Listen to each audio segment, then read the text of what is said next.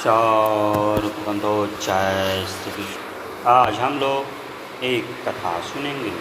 कथा बड़ी ही धार्मिक तथा आध्यात्मिक है। इस कथा को बड़े ही ध्यान से आप सुनें, क्योंकि किसी भी कथा को ध्यान से सुनने पर ही कथा समझ में आता है तथा कथा का आनंद भी आता है। तो चलिए कथा को सुनते हैं। इसके बाद श्री हनुमान जी ने उनको प्रणाम किया। हनुमान की आवाज़ सुनकर उन्होंने हनुमान को संजीवनी औषधि के लक्षण बतलाकर हिमालय पर भेजा।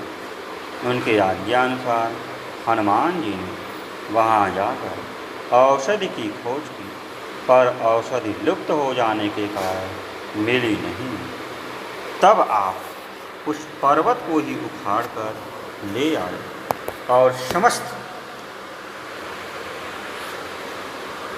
वानर सेना को पुनः प्राणदान दिया और श्री राम और लक्ष्मण भी स्वस्थ हो गए। जब रावण द्वारा छोड़ी हुई अमोघ शक्ति श्री लक्ष्मण जी ने विभीषण की रक्षा के लिए अपने ऊपर ले ली और मानुषी लीला करने के लिए आप मूर्छित हो गए, तब रावण से लक्ष्मण के पास जाकर उन्हें उठाने लगा, परंतु समस्त जगत के आधारभूत श्री लक्ष्मण को वह कैसे उठा सकता था। आध्यात्म रामायण में लिखा है, उस समय हनुमान जी ने देखा कि रावण लक्ष्मण को उठाकर ले जाना चाहता है, तो वे कुपित हो गए और अपनी वज्रतुल्य मुट्ठी से उसकी छाती पर प्रहार किया। उस मुष्टि प्रहार से रावण घुटनों के बल पृथ्वी पर गिर पड़ा।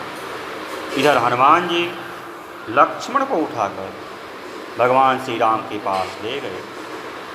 इस समय भी श्री हनुमान जी द्रोण पर्वत पर औषधि लाने के लिए गए। उसी तरह पर्वत को उखाड़ लाए। इस प्रसंग का वर्णन करते हुए सभी रामायण में हनुमान जी का अद्भुत बल, पौरुष, बुद्धि, कौशल और प्रभाव दिखाया गया है। रामचरितमानस में मेघनाद की शक्ति से श्री लक्ष्मण जी के मूर्छित होने की बात आती है। वहाँ हनुमान जी ही जामवंत के कहने से पहले घर सहित सुषेण को उठाकर लाए हैं, फिर सुषेण के कहने से संजीवनी लाने गए हैं और पर्वत को उखाड़ लाए। श्री हनुमान जी का सेवा भाव बड़ा ही विचित्र। इनकी सेवा के कारण भगवान श्री राम ने अपने को ऋणी माना। माता सीता भी वही बात कही। लक्ष्मण और समस्त वानरों के प्राण बचे। इसी प्रकार विरह व्याकुल भरत को श्री रामचंद्र जी के आने की सूचना देख उनके प्राण बचाने का काम भी हनुमान जी ने किया। श्री रामचरितमानस में वर्णन है, राम विरह सागर मह भरत मगन मन हो, विप्र रूप धरि पवन सुत आए गयु जन को। वहाँ श्री हनुमान जी भरत की प्रेम दशा देखकर कहते हैं, जासु विरह सोचहु दिन राति, रटहु निरंतर गुण गण पाति, रघुकुल तिलक सुजन सुखदाता, आयहु कुशल देव मुनि त्रासा। इस प्रकार श्री राम के आने का कुशल समाचार सुनते ही श्री भरत जी में जीवन का संचार हो गया। उनके पूछने पर अपना परिचय देते हुए हनुमान जी कहते हैं, मारुत सूत मैं कपि हनुमाना, नाम मोर सुनु कृपा निधाना, दीन बंधु रघुपति कर किंकर। कितना विनय भाव है। यह बात सुनते ही भरत जी उठकर बड़े हर्ष और आदर के साथ उनसे मिले। अपने आनंद का वर्णन करते हुए अंत में यहाँ तक कह दिया, नहीं न तात पूरिन मैं तो ही अप्रभु चरित सुनावह मोहि। इस प्रकार श्री हनुमान जी ने सबकी सेवा की, जिसके कारण सभी ने अपने को उनका ऋणी माना। भगवान श्री राम के राज्य सिंहासन पर आरूढ़ हो जाने के बाद भी आप सदा उनकी सेवा में ही लगे रहे। अन्य सब वानर और राक्षस अपने अपने घर लौट गए, पर श्री हनुमान जी नहीं गए। भगवान श्री राम जी ने जब अश्वमेध यज्ञ किया था, उस समय श्री हनुमान जी घोड़े की रक्षा के लिए शत्रुघ्न के साथ गए। पद्म पुराण के पाताल खंड में रमाश्वमेध यज्ञ की कथा का विस्तृत वर्णन है। वहाँ भी श्री हनुमान जी के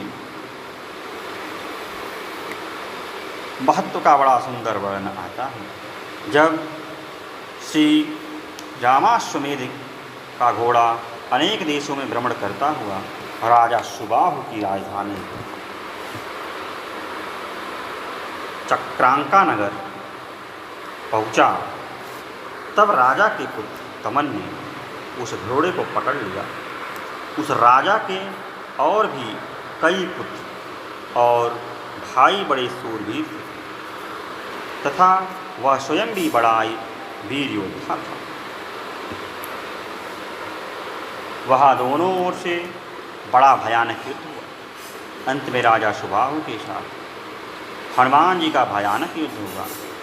उसमें कपिवर हनुमान जी ने बार बार राजा को विचित किया, उसके रथ को घोड़ों सहित चूर्ण कर डाला और बड़े जोर से राजा की छाती में एक लात मारी। उसके लगते ही राजा सुबाहु मूर्छित होकर पृथ्वी पर गिर पड़ा। श्री हनुमान जी के पदकाश से उसका मोह नष्ट हो गया। उसके मन में श्री राम की भक्ति प्रकट हो गई। वह स्वप्न में देखता है, अयोध्यापुरी में सरयू नदी के तट पर श्री रामचंद्र जी की यज्ञ मंडप के भीतर विराजमान है। यज्ञ कराने वालों में श्रेष्ठ अनेकों ब्राह्मण उन्हें घेर कर बैठे हुए हैं। करोड़ों ब्रह्मांड के ब्रह्मादि देवता हाथ जोड़ खड़े हैं और बारंबार श्री राम की स्तुति कर रहे हैं, इत्यादि इत्यादि। इस प्रकार अद्भुत स्वप्न देखते ही राजा को श्री राम का तत्व ज्ञान हो गया। वह तुरंत ही मूर्छा से उठा और शत्रुघ्न के चरणों की ओर पैदल ही चल पड़ा। युद्ध बंद करने की घोषणा करते हुए उसने अपने पुत्र और बंधु बांधवों से कहा कि श्री रामचंद्र जी कार्य और कारण से परे साक्षात परब्रह्म हैं। ये चराचर जगत के स्वामी हैं। मानव शरीर धारण करने पर भी ये वास्तव में मनुष्य नहीं है। इनको इस रूप में जान लेना ही ब्रह्म ज्ञान है। इस तत्व को मैं अब समझ पाया हूँ। इतना कहकर उसने अपने पुत्र से अशितांग मुनि के द्वारा अपने को शाप प्राप्त होने की सब कथा सुनाई और घोड़े को लेकर अपने बंधु बांधवों सहित शत्रुघ्न की शरण में जा पड़ा।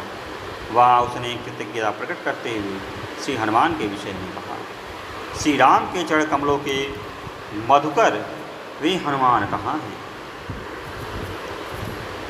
उन्हीं की कृपा से मैं राजाधिराज श्री रामचंद्र जी का दर्शन करूँगा।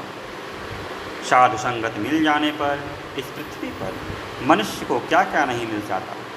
मैं महामूढ़ था, किंतु सत्संग के प्रभाव से आज घोर ब्रह्म शाप से मेरा उद्धार हो गया। उसके बाद अनेक देशों को विजय करते हुए जब यज्ञ का घोड़ा राजा सत्यवान के नगर में आगे जा रहा था, उस समय वेदोन्माली नाम के राक्षस ने